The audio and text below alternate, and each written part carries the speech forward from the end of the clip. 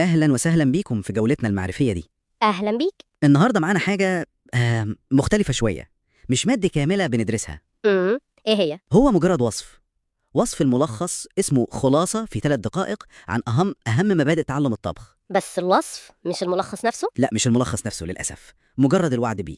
عشان كده مهمتنا النهاردة هتكون تحليل الفكرة دي نفسها. فهمت، يعني فكرة تكثيف مهارة زي الطبخ بكل تفاصيلها في 3 دقايق بس. بالظبط، إيه اللي ممكن فعلا يتلخص في الوقت الضيق؟ ده اللي عايزين نفكر فيه. طيب دي فعلا نقطة مثيرة جدا. يعني أي حد بيطبخ عارف إن الموضوع فيه تفاصيل كتير وتقنيات ونكهات، فالاختيار هنا لازم يكون صعب جدا عشان تحدد إيه هو الأهم. تمام، خلينا نتخيله كده سوا. ممكن يكون إيه في ال3 دقايق دول؟ يعني هل ممكن تكون تعليمات سلامة أساسية؟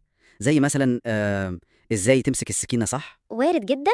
أو يمكن التحذير من التلوث المتبادل، دي أساسيات مهمة عشان محدش يتأذى يعني. أو يمكن قاعدة ذهبية واحدة، زي تحكم في الحرارة مثلا، أو فهم بسيط لتوازن الطعم، مالح حلو حامض. ممكن برضو، يعني التركيز على الحاجات اللي بتمنع الكوارث الأولية في المطبخ. بس كلمة مبادئ دي يعني بتحسسني إنها ممكن تكون حاجة أعمق شوية. زي إيه مثلا؟ ممكن تكون مفاهيم عامة. أهمية إن الواحد يصبر، يكرر المحاولة، يفضل يدوق وهو بيطبخ ويعدل. يعني حاجات مش وصفات، لأ دي زي فلسفة بسيطة للطبخ. فهمتك، بس ده يرجعنا لسؤال أهم. هل التكثيف الشديد ده مفيد فعلا؟ يعني هل 3 دقايق كافية عشان تدي أي أساس حقيقي ولا ممكن تكون مضللة؟ هي دي النقطة. شوف، فكرة الخلاصة السريعة دي جذابة أكيد في عصر السرعة ده.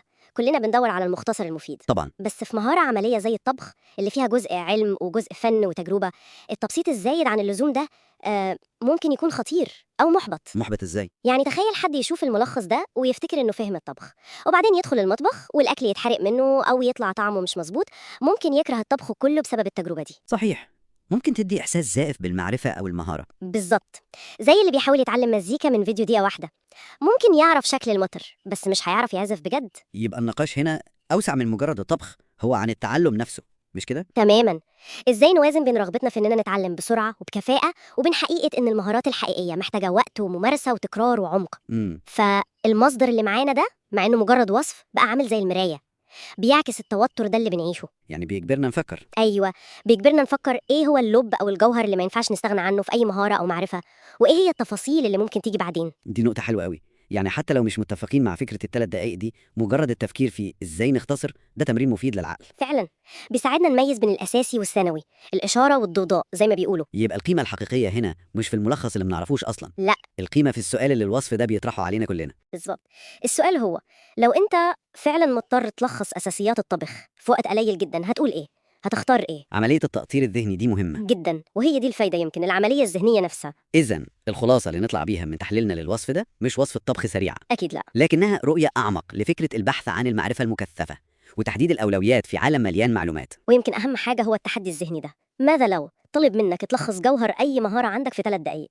ايه هي النواه الصلبه اللي هتقدمها؟ وهذه فكرة فعلا تستحق التأمل، مش بس في الطبخ، في أي مجال تاني بنحاول نتعلمه أو نتقنه.